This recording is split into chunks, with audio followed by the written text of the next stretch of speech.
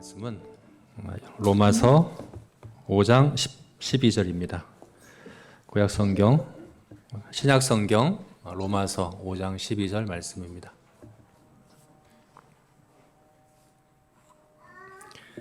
신약 성경 로마서 5장 12절 말씀.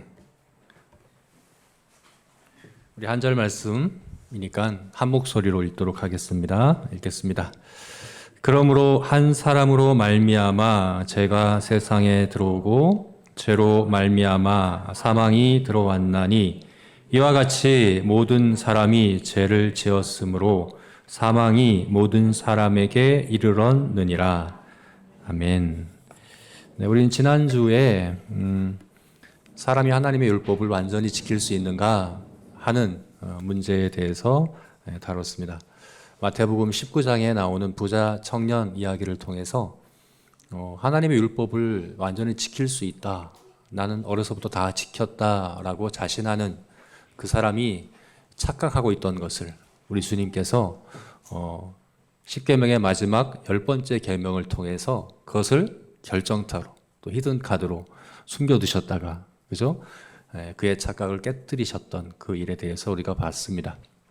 마지막 10계명의 10번째 계명은 하나님의 율법과 사람이 만든 법이 근본적으로 어떻게 다른가를 분명하게 알려주는 그런 계명이기 때문에 그렇습니다.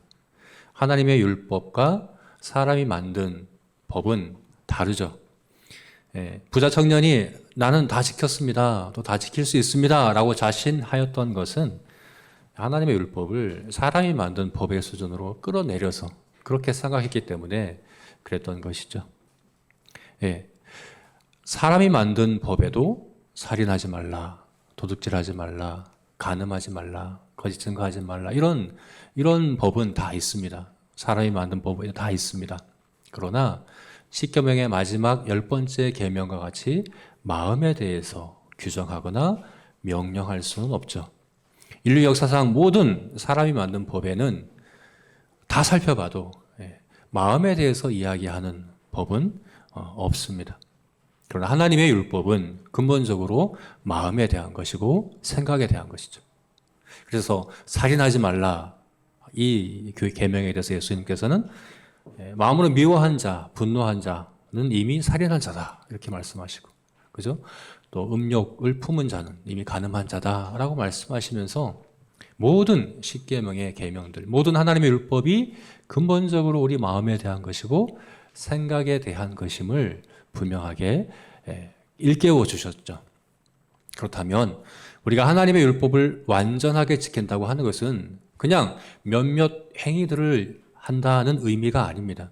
우리가 겉으로 행위로만 지킨다는 의미가 아니죠. 우리 마음이, 우리 생각이 하나님 앞에 온전하다, 완전하다 하는 것을 의미하는 것이죠. 하나님을 마음과 뜻과 생명과 힘을 다해 사랑하고 또 이웃을 나 자신같이 사랑하되 행위로만이 아니라 우리 마음으로, 우리 중심으로 한순간도 예외 없이 한치의 부족함도 없이 항상 그렇게 사랑해야 그것이 바로 하나님의 율법을 완전히 지키는 것입니다. 우리 마음이 완전한 것을 의미하는 거죠. 이것은 불가능하다는 겁니다. 사람으로서는 할 수 없다는 겁니다. 이것은 마치 낙타가 바늘기로 들어가는 것, 그것보다 더 어렵다. 한마디로 불가능한 일이다. 라고 예수님께서 일깨워 주셨습니다. 그래서 우리가 지난주에 본 것처럼 하나님의 율법은 사람이 지킬 수가 없습니다. 이것은 우리가 거듭난 이후에도 마찬가지입니다. 거듭난 이후에도 아무리 위대한, 아무리 가장 성화된 성도라고 하더라도 여전히 하나님의 율법을 완전히 이 땅에서는 지킬 수가 없습니다. 그것이 우리가 지난주에 13문, 유시디교리문답 13문을 통해서 봤던 내용이고요. 그렇다면 사람이 하나님의 율법을 완전히 지킬 수 없다고 한다면 그에 따른 우리가 두 가지 질문을 생각해 볼 수 있습니다. 사람이 하나님의 율법을 완전히 지킬 수 없다고 한다면 두 가지 질문이 제기될 수 있는데 첫 번째는 그럼 언제부터 그랬냐? 하는 겁니다. 언제부터 사람은 하나님의 율법을 지킬 수 없게 된 것이냐? 하나님이 처음부터 그렇게 우리를 창조하신 거냐? 사람을 창조하실 때부터 사람이 하나님의 율법을 지킬 수 없었던 것이냐? 이런 질문이 우리가 떠오를 수 있겠죠. 왜냐하면 만약 하나님이 그렇게 처음부터 우리를 창조하셨다고 한다면 하나님의 율법을 지키지 못한다고 하여 우리를 죄인이라고 정죄하실 수가 없겠죠. 그래서 어찌 보면 하나님께 책임이 있는 것이잖아요. 우리를 그렇게 창조하셨기 때문에. 그래서 우리는 내가 율법을 지키지 못하기 때문에 죄인이다 하는 것에 대해서 우리가 인정할 수 없겠죠. 그래서 언제부터 그러면 우리가 하나님의 율법을 완전히 지킬 수 없었던 것이냐 하는 이 질문이 첫 번째로 떠오르고요. 두 번째는 그럼 율법을 왜 주셨냐 하는 겁니다. 어차피 우리 모든 사람들이 하나님의 율법을 지킬 수 없다고 한다면, 율법을 지키는 것이 불가능한 일이라고 한다면 하나님은 왜 사람에게 율법을 주셨는가? 율법을 주신 목적이 무엇인가? 지키지도 못할 율법을 왜 주셨는가 하는 이 질문이 제기될 수가 있는 거죠. 바로 이 두 가지 질문이 14문과 15문을 통해서 UCT 교리문답에서 다루고 있는 문제들입니다. 그리고 오늘은 바로 14문입니다. 바로 언제부터 우리가 하나님의 율법을 지킬 수 없었던 것이냐. 다시 말해서 하나님이 처음 사람을 만드실 때에 율법을 지킬 수 없도록 그런 존재로 사람을 창조하신 것이냐 하는 이 문제를 우리 14문에서 다루고 있는 것입니다. 다 같이 UCT 교리문답 14문 함께 읽어볼까요? 14문 함께 읽겠습니다. 제가 문을 읽고 답을 다 같이 읽겠습니다. 하나님은 우리를 만드실 때 자신의 율법을 지킬 수 없도록 만드신 것입니까? 그렇지 않습니다.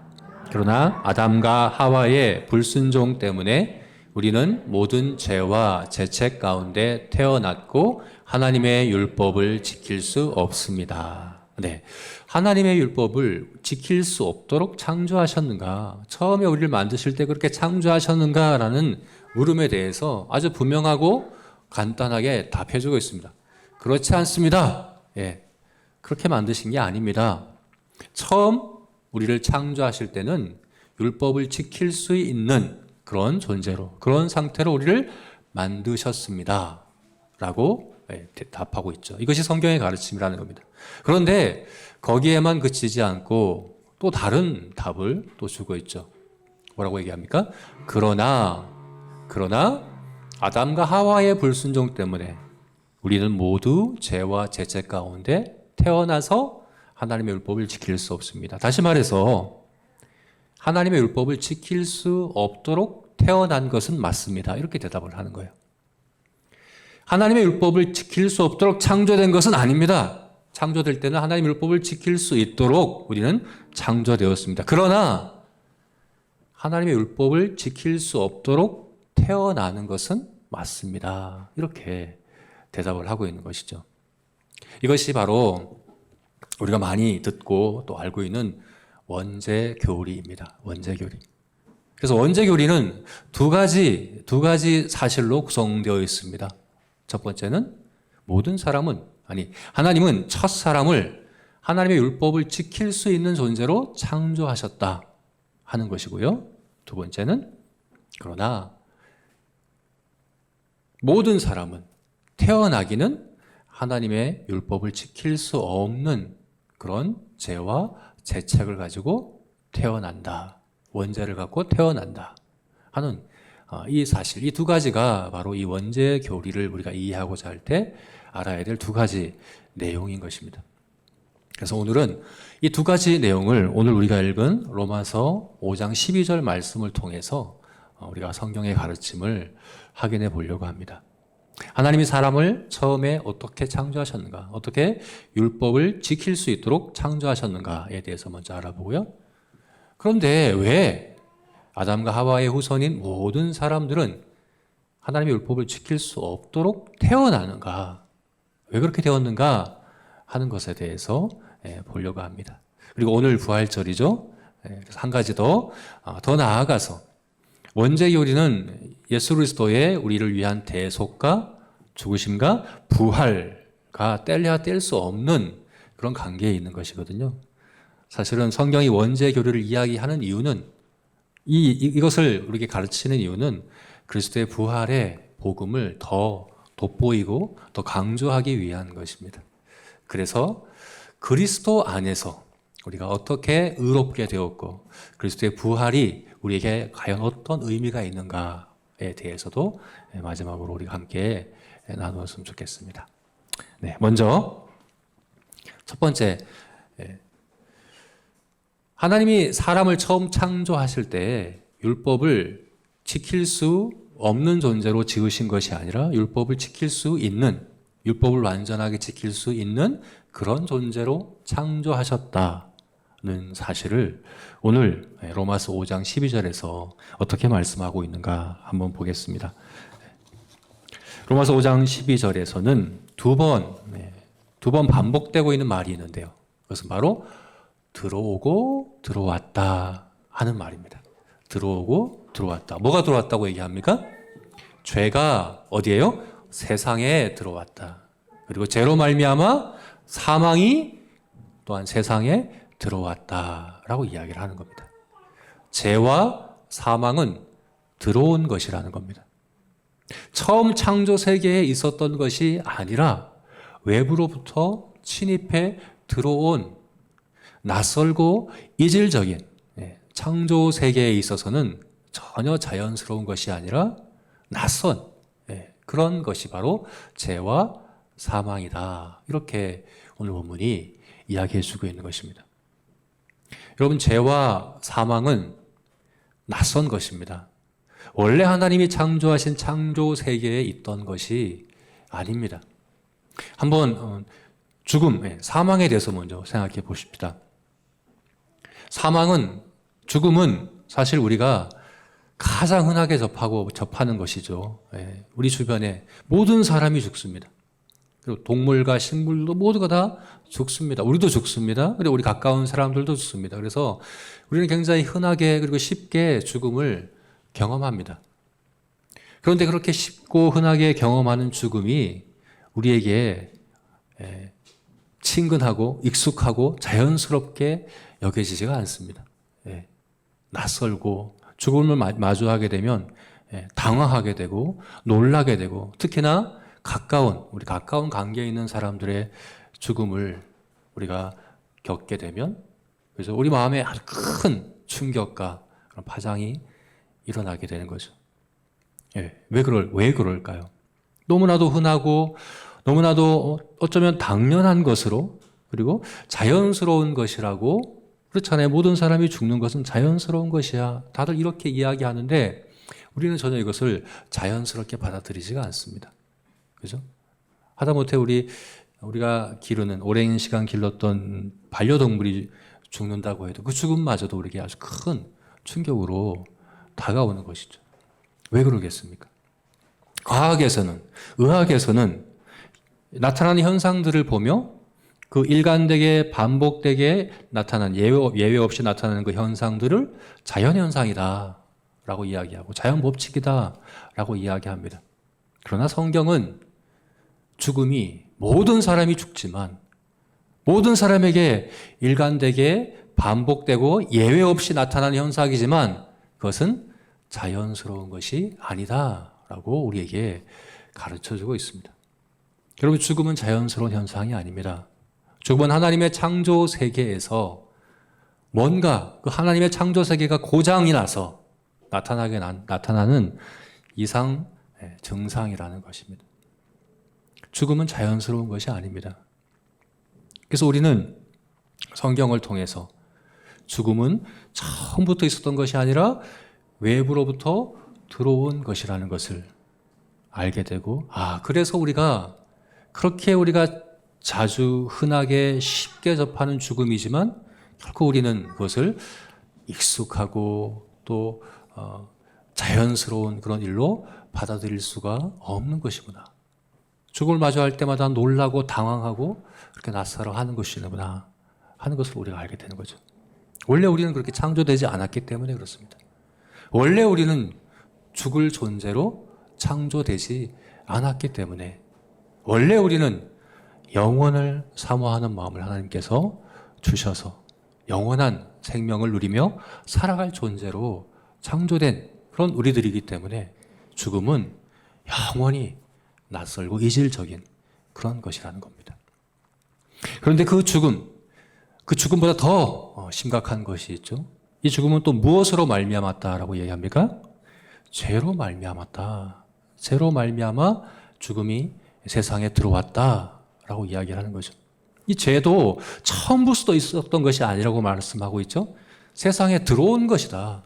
외부로부터 침투해 들어온 것이다 라고 성경이 이야기합니다. 여러분, 죄가 어떻게 처음 세상에 들어왔는지 창세기 3장에서 분명히 말씀하고 있죠. 구체적으로 이야기하고 있습니다.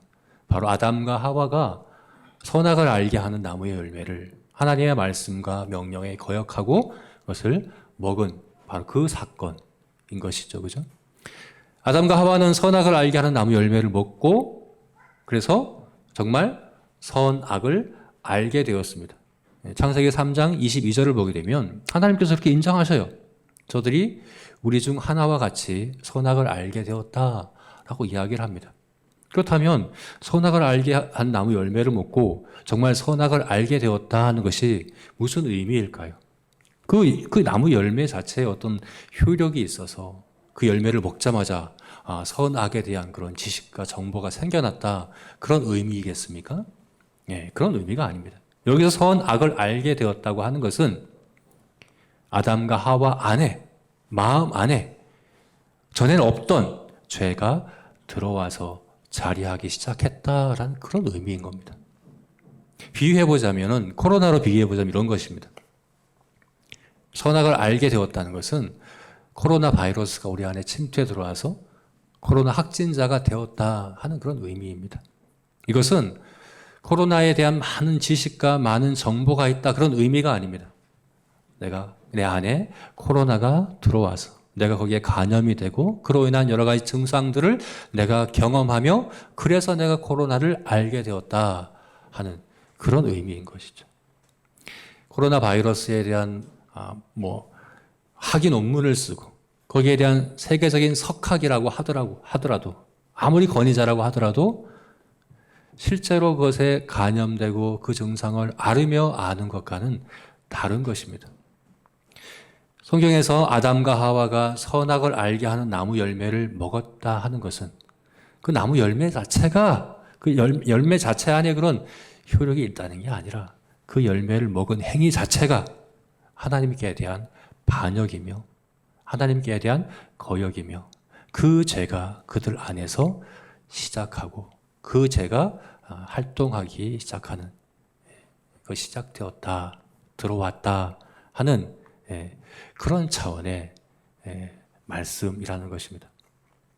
그러므로 죄는 아담과 하와가 하나님의 말씀에 거역한 그 순간 세상에 들어온 것입니다. 그 전에는 없던 것입니다. 아담과 하와는 전에는 선만 알았죠. 그들 안에는 선함만 자리하여서 선만 알던 그들이었는데 이제는 악도 알게 되었는데 그것은 단순한 지식과 정보로가 아니라 그들 안에 하나님께 대한 거역과 반역. 그죠? 여러분, 죄는 하나님께 대한 거역과 반역입니다. 왜 그렇습니까? 한번 생각해 보십시오. 뱀이 아담과 하와에게 유혹할 때 했던 말 기억하십니까? 너희가 이것을 먹어도 절대로 죽지 않을 것이다. 하나님께서는 너희가 이것을 먹고 선악을 아는 일에 하나님과 같아질까 하여서 그래서 너희에게 이것을 먹지 말라고 명하신 것이다. 이렇게 말했어요. 마치 하나님은 우리가 하나님만큼 높아지는 것을 원하지 않으셔서 그것을 싫어하셔서 선악과를 먹지 말라고 금지한 것처럼 그렇게 뱀이 이야기했죠. 그러나 여러분, 사람이 하나님과 같아지는 것은 불가능한 일입니다. 어떻게 사람이 하나님과 같아지겠습니까? 하나님은 우리가 하나님과 같아지기를 원하시지 않고 오히려 원하십니다. 그러나 불가능한 일인 것이죠. 피조물은 창조주와의 무한한 차이를 뛰어넘을 수가 없습니다. 하나님은 오히려 모든 피조물들 가운데 사람을 가장 하나님과 가깝게 높이셔서 바로 하나님의 형상대로 창조해 주셨습니다. 이미 하나님과 가장 가까운 존재가 우리들이었죠. 근데 뱀은 뭐라고 이해합니까? 거기에 만족하면 안 돼. 하나님과 같아져야 돼. 라고 이야기를 하는 거죠. 그럼 하나님과 같아질 수 있는 방법은 한 가지밖에 없습니다. 우리가 하나님과 같아지는 것은, 하나님만큼 높아지는 것은 불가능하기에 하나님을 끌어내리는 것밖에, 그죠? 하나님을 우리와 같은 수준으로 끌어내리는 그 방법밖에 없습니다. 여러분, 죄가 그렇거든요. 죄의 속성이 그렇습니다. 죄는 내가 더 의롭고 내가 더 선하고 내가 더 완전해지고자 노력하고 성장하고 변화되려고 하는 것이 아니라 오히려 주변 사람들을 끌어내리고 깎아내리고 흠잡아서 내가 상대적으로 우월감을 갖게 하는 것이 바로 죄의 속성이죠. 요즘 선거를 보게 되면 네거티브 전략들이 아주 뜨거운 것 같아요. 내가 지지율이 높아지는 것이 아니라 상대의 지지율을 낮추면 내가 당선되는, 바로 그런 거죠. 이걸 하나님께 하는 거예요. 사탄도 타락이 하나님과 같아지고자 하는 그것으로 타락하지 않았습니까? 하나님과 같아지는 방법 한 가지밖에 없습니다. 하나님을 끌어내리는 것밖에 없습니다. 지금 뱀이 그렇게 하고 있고 아담과 하와에게 그렇게 하라고 이야기를 하는 것입니다. 선악과를 먹는 건 뭡니까? 선악과를 먹었다는 것은 바로 하나님을 끌어내리겠다는 겁니다. 그런 하나님께 대한 반역과 거역하는 마음이 아담과 하와에게 시작되었습니다. 언제요? 선악과를 먹는 그때, 그 순간에 마치 코로나 바이러스에 감염된 것처럼 그렇게 죄가 그들에게 들어오게 되었다 하는 것입니다. 죄는 처음부터 하나님께서 사람에게 창조하실 때부터 있었던 것이 아닙니다. 사람 처음 창조될 때 하나님의 율법을 완전하게 지킬 수 있는 존재로 창조되었습니다. 여러분, 그것이 저는 하나님의 형상대로 창조되었다는 것의 의미라고 믿습니다. 왜냐하면 하나님의 율법이란 하나님의 본성과 성품을 계시하신 것이거든요. 하나님의 율법은 하나님의 성품과 본성을 계시하셨다. 그렇다고 한다면 결국 하나님의 형상대로 창조되었다는 것은 하나님의 율법대로 창조되었다는 것과도 같은 의미입니다. 그렇죠? 하나님의 율법을 따라 우리를 창조하셨습니다. 그 말은 우리는 하나님의 율법을 지킬 수 있는 존재로 창조되었다 하는 사실입니다. 우리는 이 사실을 기억해야 합니다. 죄와 사망은 우리에게 낯선 것입니다. 그 낯선 것으로 여겨야 합니다. 이것은 우리가 구원받은 이후에도 마찬가지입니다. 구원받은 우리들은 사실은 사도 바울이 그렇게 이야기하지 않았습니까? 내가 이 육체를 떠나 주와 함께 있는 것이 더 좋다라고 이야기하면서 사실 육체의 죽음에 대해서 그렇게 두려워하지 않는 그런 사도 바울. 오히려 육체의 죽음이 나에게 더 유익하다라고까지 이야기하는 사도 바울의 그 믿음처럼 우리도 그렇게 해야 합니다. 그러나 죽음에 대하여 우리가 두려워하지는 않되 죽음에 대한 반감과 적대감과 죽음에 대한 경계와 또 그 혐오감과 이런 것들은 우리에게 마땅히 있어야 하는 것입니다. 그것이 바로 예수님께서 재림하실 때에 마지막 멸할 원수가 바로 죽음이라고 말씀하신 것과 같은 것이죠. 죽음은 우리의 원수입니다. 죄도 우리의 원수입니다.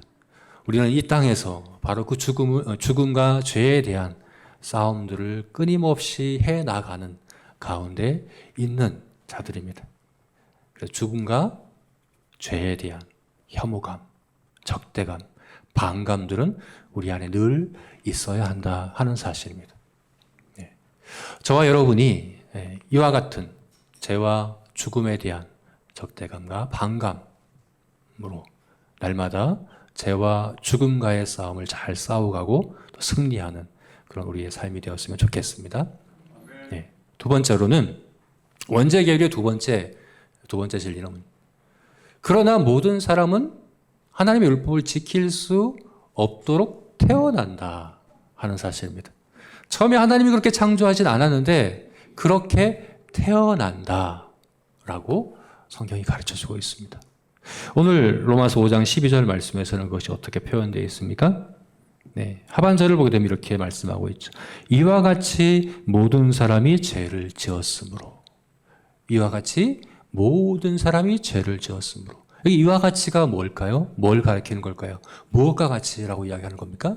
바로 앞에 나와 있는 것이죠.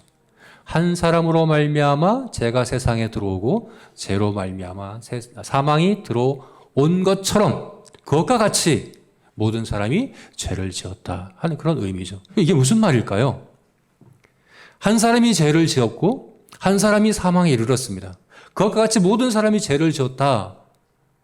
그래서 여기 이와 같이는 무슨 의미입니까? 아담과 하와가 혹은 아담이 죄를 지은 것과 같이 모든 사람이 그것을 흉내내서 그와 똑같은 죄를 지었다. 그런 의미일까요? 실제로 그렇게 지었다는 이야기입니까? 네, 그런 의미가 아닙니다. 5장 12절 말씀에서는 그렇게 우리가 이해할 수도 있지만 5장 12절부터 21절 말씀 전체가 바로 이 원죄 교리에 대해서 이야기해주고 있는 본문이거든요. 좀 우리가 이 문맥에서 보게 되면 15절과 18절과 19절에도 같은 것을 이야기하고 있는데 그 의미가 무엇인지 보다도 분명하게 나타납니다. 우리 15절, 18절, 19절 함께 보겠습니다. 우리 15절 함께 읽어볼까요? 한 사람의 범죄를 인하여 많은 사람이 죽었은즉. 네. 한 사람이 죄를 지은 것과 같이 이와 같이 모든 사람이 죄를 지었다라는 12절의 의미는 한 사람이 죄를 지은 것과 같은 그런 죄를 똑같이 모든 사람이 지었다는 그런 의미가 아니라는 겁니다. 범죄는 한 사람이 했습니다. 한 사람의 범죄입니다. 모든 사람의 범죄가 아닙니다. 한 사람의 범죄를 인하여 모든 사람이 죽었다 하는 그런 의미라는 겁니다. 18절도 함께 읽어볼까요? 한 범죄로 많은 사람이 정죄에 이르는 것 같이. 네, 이건 한 사람의 범죄가 아니라 아예 한 범죄라고 이야기합니다. 한 사람이 지은 아담과 하와는 살아가면서 많은 죄를 또 지었겠죠. 그죠? 아담은 930세까지 살았는데 그 이후에도 얼마나 많은 죄를 지었겠습니까? 그 모든 죄를 다 이야기하는 것이 아니라 딱 한 범죄. 그가 범한 딱 한 범죄. 그 범죄로 인해서 모든 사람이 정죄에 이르렀다. 그러니까 한 사람이 죄를 지은 것과 같이 많은 사람이 죄를 지었다는 얘기가 아닙니다. 한 사람이 죄를 지었고 그것으로 인해서 그 죄에 대하여 유죄의 선고는 모든 사람에게 내려졌다는 이야기입니다. 한 사람이 지은 한 범죄로 인해서 모든 사람이 정죄를 받았다. 하나님께서는 그 한 사람만이 아니라 모든 사람이 죄인이다라고 유죄 선고를 내리셨다는 것이 바로 이 말씀의 의미라는 거죠. 19절 말씀도 함께 읽어볼까요? 한 사람이 순종하지 아니함으로 많은 사람이 죄인 된 것 같이. 여기서도 마찬가지죠. 그죠? 한 사람이 순종하지 않은 겁니다. 많은 사람이 그렇게 했다는 게 아닙니다. 사실은 태어나지도 않았습니다. 많은 사람들. 우리는 태어나지도 않았잖아요. 그죠? 태어나지도 않은 그 많은 사람들이 그 한 사람의 하나의 범죄로 인해서 죄인이 되었다. 정죄를 받았다. 그리고 죽었다. 라고 이야기를 하는 것입니다. 여러분 이것이 바로 원죄 교리입니다. 성경이 가르치고 있는 원죄입니다. 여러분 이것이 이해가 되십니까? 또 이해는 된다고 하더라도 이것이 동의가 되십니까? 어떻게 한 사람이 범한 한 개의 범죄가 하나님은 그 범죄 때문에 그 한 범죄 때문에 심판하시고 정죄를 내리시되 모든 사람 아직 태어나지도 않은 사람들까지 다 죄인이다 라고 이렇게 유죄 선고를 내리실 수 있는가? 이거 너무 부당한 거 아닌가? 하나님이 너무 억지스러운 것 아닌가? 난 태어나지도 않았는데, 나는 있지도 않았는데, 나는 죄를 범하지도 않았는데, 한 사람의 하나의 범죄가 모든 사람에게 그렇게 사망과 정죄에 이르게 했다. 이거 너무 부당한 것 아닌가? 너무 억울한 것 아닌가? 이런 생각이 들지 않습니까? 이것이 바로 이 원죄 교리가 이야기해 주는 것이거든요. 우리가 이 원죄 교리를 어떻게 이해해야 되고 어떻게 이것을 받아들여야 될까? 어떻게 해야 될까요? 이것을 우리가 바르게 이해하기 위해서는 바로 여기서 이야기하고 있는 이 한 사람이 누구인가에 대해서 그리고 이 한 사람의 역할이 무엇인가에 대해서 우리가 잘 이해를 할 필요가 있습니다. 여기서 한 사람이 누구일까요? 이 한 사람은 누구입니까? 아담이죠. 아담. 14절 말씀에 그렇게 나와 있습니다. 14절 말씀 보게 되면 그러나 아담으로부터 모세까지 아담의 범죄와 같은 죄를 짓지 아니한 자들도 사망이 왕노릇하였나니 아담은 오실 자의 모형이니라. 여기서 이야기하고 있는 한 사람은 아담이라는 말입니다. 아담. 그럼 우리가 이렇게 질문해 볼 수 있습니다. 왜 아담일까? 왜 하와가 아닐까? 그렇게 한번 생각해 보셨습니까, 여러분? 오늘 본문 12절 말씀에는 한 사람의 범죄로 죄가 세상에 들어왔다. 한 사람이 죄를 범해서 죄가 세상에 들어왔다라고 말씀했는데, 그렇다면 그 한 사람이 아담이 아니라 하와가 되어야 되는 거 아닐까요? 왜 그렇습니까? 먼저 죄를 범한 사람은 하와입니다. 그러니까 세상에 엄밀히 얘기해서 세상에 죄가 시작된 것은 아담이 아니라 하와입니다. 그죠? 물론 두 사람이 부부이고 또 죄를 지은 시점의 시간 차이가 그렇게 크지 않기 때문에 두 사람이 같이 범죄했다 이렇게 이야기할 수는 있지만 한 사람을, 성경은 분명히 한 사람을 지목해서 이야기하고 있거든요.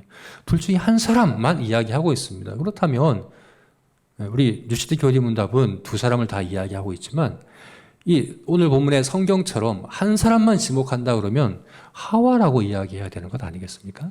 그죠?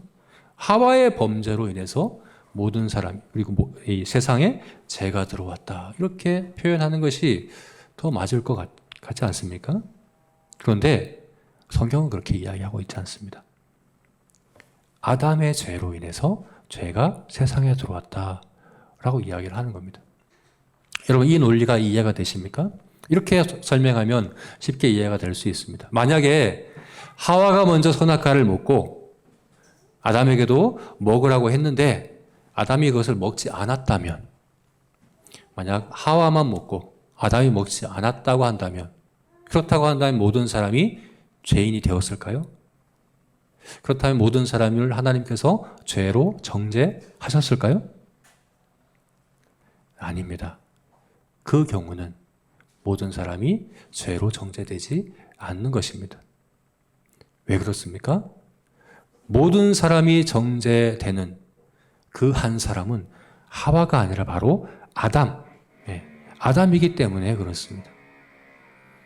아담에게 그 특별한 역할이 주어졌기 때문에 그렇습니다. 여러분 이것은 남자와 여자의 차이 그런 정도의 차이를 이야기하는 게 아닙니다. 아담은 모든 인류, 남자건 여자건 모든 인류를 통틀어서 아주 특별한 아담만의 역할이 있는 그런 특별한 사람입니다. 바로 그 역할이 무엇일까요? 그것은 바로 언약의 대표자라는 역할입니다. 언약의 대표자. 이것은 아담만 맡은 온 인류 역사에서 아담에게만 주어졌던 역할입니다. 한 사람 더 있죠. 아담과 똑같은 역할을 맡았던 한 사람이 더 있습니다. 그게 누구입니까? 예수님입니다. 그래서 오늘 본문의 14절에 아담은 오실 자의 모형이니라. 오실 자는 예수 그리스도잖아요. 그죠?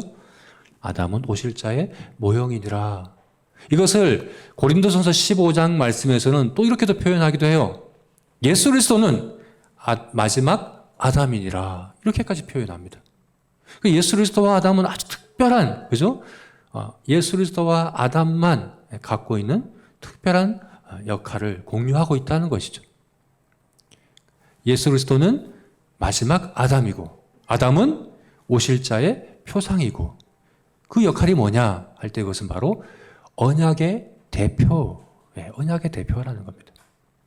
아담이 뭐가 대단해가지고 오실 자의 모형이고 또 마지막 아담이라는 칭호를 받겠습니까? 여러분 아담을 한번 생각해 보십시오. 아담은 여러분 우리가 성경에서 우리가 보게 되는 노아나 아브라함이나 또 모세나 다윗처럼 그렇게 탁월한 믿음의 사람으로 이렇게 자세히 기록되어 있지 않습니다. 그죠? 아담은 그렇게 대단한 믿음의 사람이 아닙니다. 그런데도 왜 그가 그렇게 오실 자의 모형이고 또 예수님을 해서 두 번째 아담, 마지막 아담이라고까지 이야기할 만큼 아담을 특별히 이야기하느냐? 아담은 특별한 역할을 맡은 사람인데 그것은 바로 언약의 대표라는 겁니다. 여러분, 하나님은 사람과 관계하실 때 언약을 통해 하십니다. 그리고 하나님이 사람과 맺으신 언약은 두 가지입니다. 딱 두 가지입니다. 그리고 이 언약은 대표자를 통해서 맺습니다. 우리 지금 우리 국가 간의 조약을 맺을 때도 마찬가지죠. 그죠? 온 국민이 서명하지 않습니다. 대통령이 서명하면 그 서명이 모든 공동체 구성원에게 그대로 적용되고 효력이 있는 것처럼 언약은 대표자가 맺습니다. 하나님은 사람과 두 가지 언약을 맺습니다. 그래서 하나님과 우리와의 관계에서는 이 두 가지 언약으로 관계를 맺습니다. 그 언약은 바로 행위 언약과 은혜 언약, 이 두 가지인 것이죠. 행위 언약과 은혜 언약. 그리고 바로 이 행위 언약의 대표자가 누굽니까? 아담입니다. 그리고 은혜 언약의 대표자가 바로 예수 그리스도다 하는 겁니다. 이 두 가지 언약밖에 없어요. 사실은 성경에 언약을 맺는 장면이 여러 장면이 나옵니다. 노아도 하나님과 언약을 맺었죠. 그죠? 무지개 언약. 무지개를 통해서 하나님과 언약을 맺었죠. 아브라함도 하나님과 언약을 맺었습니다. 야곱도 맺었습니다. 이삭도 맺었습니다. 또 다윗도 맺었고요. 모세도 맺었고. 그래서 성경에 나온 언약이 많이 있습니다. 그래서 어떤 분들은 성경에 나온 언약이 여러 가지다, 많다, 이렇게 보기도 합니다. 그러나 성경을 자세히 보게 되면 언약은 단 두 가지 뿐입니다. 행위 언약과 은혜 언약. 노아와 맺은 언약이나 아브라함과 맺은 언약이나 모세와 맺은 언약이나 또 다윗과 맺은 언약, 모든 언약들은 다 은혜 언약입니다. 행위 언약은 바로 아담과 맺었고 우리 아담이 타락한 이후로 더 이상 효력이 없는 그런 언약이 되고 말았죠. 물론 지금까지도 행위 언약의 정죄는 모든 사람에게 해당됩니다.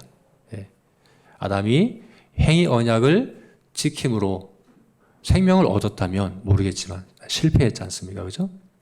호세아서 9장 말씀에 분명히 말씀하거든요. 아담이 하나님과 언약을 어겼다. 그 언약이 뭡니까? 선악을 알게 하는 나무를 열매를 먹지 말라.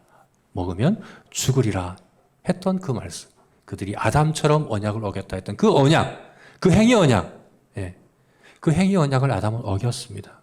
그래서 더 이상 행위 언약을 통해 생명을 얻을 수 있는 길은 사라졌습니다. 그러나 행위 언약을 어김으로 정죄받는 정죄는 지금도 여전히 유효한 가운데 있습니다. 은혜 언약은 언제 시작되었을까요? 은혜 언약은 언제 시작되었을까요? 어떤 분들은 특히 세대주의 신학을 하시는 분들은 은혜 언약은 예수 그리스도께서 십자가에 달려 죽으시기 전 떡과 포도주를 나누실 그때 이것은 언약의 피다, 언약의 떡 이렇게 말씀하실 그때 은혜 언약이 맺어졌다라고 해석하기도 하지만 성경을 보면 그렇지가 않습니다. 은혜 언약은 언제 성경에 처음 언급됩니까? 하와에게 심판, 저주를 말씀하시면서 여자의 후손이 뱀의 머리를 밟으리라 라고 말씀하신 그것이 바로 원시복음이라고 얘기하고 그것이 바로 처음 성경에 등장하는 은혜 언약입니다. 그래서 하나님께서는 행위 언약이 실패하자마자 바로 은혜 언약을 말씀해 주셨다는 것을 우리가 보게 되는 거죠. 여러분, 우리가 그러면 한 사람의 범죄로, 한 사람의 한 번의 범죄로 아담의 그 다른 모든 죄들은 상관없습니다. 아담 이후로 지은 모든 죄는 그냥 그 개인의 죄일 뿐입니다. 아담의 그 한 가지 죄, 그 죄로 말미암아 모든 사람이 죄인이 되었다. 모든 사람이 정죄받았다 하는 얘기는 바로 아담이 모든 사람의 언약의 대표이기 때문에 그래서 하나님께서 아담이 범한 죄는 모든 사람이 범한 것으로 그 자리에서 모든 사람에게 정죄하셨다라고 하는 것이 바로 원죄 교리라는 것입니다. 이것은 바로 모든 사람이 하나님이 사람을 창조하실 때 이와 같이 이것을 대표성의 원리라고 이야기하죠. 그죠? 언약의 대표를 통하여 언약을 맺음으로 그 언약이 모든 사람에게 적용되는 이 원리로 사람을 창조하셨다 하는 것을 우리가 보게 됩니다. 네. 그러면 우리가 이렇게 또 질문해 볼 수 있겠죠. 그럼 이거 너무 불공평한 건 아닌가? 이거 왜 하나님께서 그렇게 사람을 만드셔서 한 사람의 죄가 모든 사람에게 다 이렇게 해당되게 하셔서 우리는 그냥 내가 짓지도 않은 죄에 대한 책임을 지게끔 이렇게 되었는가 하는 이런 생각이 우리가 들 수가 있습니다. 그러나 여러분, 이것은 하나님의 은혜입니다. 오히려 하나님께서 사람을 특별하게 만드신, 사람에게 주어진 특권입니다. 왜 그렇습니까? 바로 이 원리 때문에 우리의 구원이 가능하기 때문에 그렇습니다. 하나님께서는 아담의 행위 언약의 실패 이후로 바로 은혜 언약을 약속하시고, 그리고 이 성경 전체는 바로 하나님께서 그 은혜 언약을 이뤄가시는 과정들입니다. 그 때가 참에 하나님께서는 그 약속대로 아들을 보내어 주셔서 아담의 죄가 모든 사람에게 적용되었던 것처럼 또 다른 언약의 대표자이신 예수 그리스도의 의로움이, 그 예수 그리스도의 은혜가, 생명이 모든 사람들에게 선물로 주어질 수 있게 하신 것입니다. 그러므로 우리가 이 대표성의 원리로 하나님께서 우리를 창조하시고 또 그렇게 우리를 부르셨다는 사실은 너무나도 감사하고 귀한 은혜다라는 것입니다. 바로 아담의 그 오실자의 표상으로서 한 그것 때문에 사실 우리의 구원이 가능한 것이라는 얘기입니다. 그러므로 오늘 부활절을, 오늘 부활절이죠, 그죠? 부활절의 의미를 생각해 볼 때 부활절이 예수 그리스도의 부활이 나에게 어떤 의미가 있는가? 예수 그리스도께서 2000년 전에 십자가에 달려 죽으시고 부활한 것이 과연 나에게 어떤 의미가 있는가? 어떤 의미가 있습니까, 여러분? 바로 그 자리에 예수 그리스도께서 죽으시고 부활하신 그 자리에서 마치 아담이 한 범죄를 짓고 그 죄에 대해서 하나님께서는 그 자리에서 정죄하시되 유죄 선고를 내리되 모든 사람에게 다 유죄 선고를 내리셨던 것처럼 예수 그리스도께서 죽으시고 부활하신 그것으로 말미암아 의롭다라고 선고하실 때 바로 그리스도께 속한 모든 사람에게 이미 그 자리에서 선고를 내리셨다 하는 사실입니다. 바로 이 부활절은 그 자리에, 그곳에서 바로 내가 의롭게 되었다, 하나님께서 의롭다고 선고해 주셨다는 사실을 기억하는 바로 그런 절기가 바로 이 부활절이라는 것입니다. 그리고 이것은 그때만이 아니라, 그죠? 2000년 전에 그냥 법적인 선고로서 의롭다라고 선고하신 것만이 아니라 지금 오늘을 사는 우리에게도 아주 중요한 의미가 있죠. 그것이 오늘 로마서 5장 말씀에서는 특별히 17절 말씀을 통해서 우리가 볼 수 있는데요. 우리 17절 말씀 함께 읽어볼까요? 함께 읽어보겠습니다. 한 사람의 범죄로 말미암아 사망이 그 한 사람을 통하여 왕노릇하였은즉 더욱 은혜와 의의 선물을 넘치게 받은 자들은 한 분 예수 그리스도를 통하여 생명 안에서 왕노릇하리로다. 생명 안에서 왕노릇하리로다. 누가요? 은혜와 의의 선물을 넘치게 받는 자들. 아담에게 속하거나 예수 그리스도에 속하거나 둘 중에 하나뿐입니다. 중간은 없습니다. 예수 그리스도에 속하거나 아담에게 속하거나 사람은 둘 중에 하나입니다. 바로 예수 그리스도께 속한 사람들은, 이전에는 아담에 속한 사람들은 정죄가 주어졌죠. 정죄와 죄와 사망이 그에게 주어졌죠. 그러나 예수 그리스도께 속할 때 이제 더 이상 하나님은 우리를 정죄하지 않으시고 더 이상 우리를 원수로 여기지 않으시고 대신에 뭘 주십니까? 은혜와 의의 선물을 주시는 거죠. 그렇게 은혜와 의의 선물을 받은 우리들은 뭐라고요? 생명 안에서 왕노릇한다라고 이야기합니다. 자세히 보시면 앞에서는 사망이 왕노릇한다고 얘기했어요. 그죠? 아담 안에 있을 때 한 범죄로 말미암아 사망이 왕노릇한다라고 했어요. 그러면 예수 그리스도 안에 있게 되면 생명이 왕노릇한다라고 하는 것이 맞는 것 같은데, 그죠? 그것이 대칭적으로 그렇게 해야 맞는 표현인 것 같지 않습니까? 그죠? 그게 대칭이 맞잖아요. 그런데 생명이 왕노릇한다고 하지 않고 생명 안에서 우리가 왕노릇한다라고 이렇게 표현하고 있는 것입니다. 여러분, 그러므로 부활은, 예수님께서 2000년 전에 부활하신 그 부활은 단순히 법적으로 하나님의 법정에서 우리를 의롭다라고 선고하신 자원만이 아니라 지금 현재 오늘 우리가 왕노릇하게 하는 것입니다. 네, 생명 안에서 왕노릇하게 하는 것입니다. 왜 이것을 앞에서는 사망이 왕노릇한다고 했는데 여기서는 생명이 왕노릇한다고 하지 않고 생명 안에서 우리가 왕노릇한다. 왜 이렇게 표현했을까? 그 이유가 뭘까? 왜 그럴까요, 여러분? 네, 앞에서는 너무나도 수동적이죠, 소극적이죠, 그죠? 우리는 그냥 끌려가는 거예요. 난 아무런 의지적인 결정이나 결단이나 그렇게 할 게 없어요. 그냥 정죄받는 그대로 그냥 내 의지와는 상관없이 되는 거예요. 그러나 우리가 예수 그리스도 안에 있을 때는 나의 적극적인 의지적인 결정과 결단과 노력이 자원하여 행하는 것이 있게 된다 하는 것이죠. 내가 왕노릇하는 것입니다. 내가 결정해서 내가 적극적으로 왕노릇한다 하는 것입니다. 왕노릇이 무엇일까요, 그러면? 구체적으로 어떻게 하면 우리가 왕노릇할 수 있을까요? 저는 이것이 여러 가지로 이야기할 수 있지만 가장 분명한 것은 바로 죄와 사망을 대항하여 싸워 이기는 승리를 이뤄가는 것이라고 믿습니다. 여러분, 예수님은 지금 어디 계십니까? 하나님 보좌 우편에 계십니다. 모든 원수가 발등상 되게 하기까지 하나님 보좌 우편에 앉아 계신다라고 말씀하고 있죠. 발등상 되게 한다는 것은 무엇입니까? 정복을 의미하는 거죠. 과거에는 나라와 나라가 싸워 승리하면 승리한 왕은 패배한 왕을 밟았죠. 그죠? 발등상 아래 밟았습니다. 이것이 승리를 상징하는 겁니다.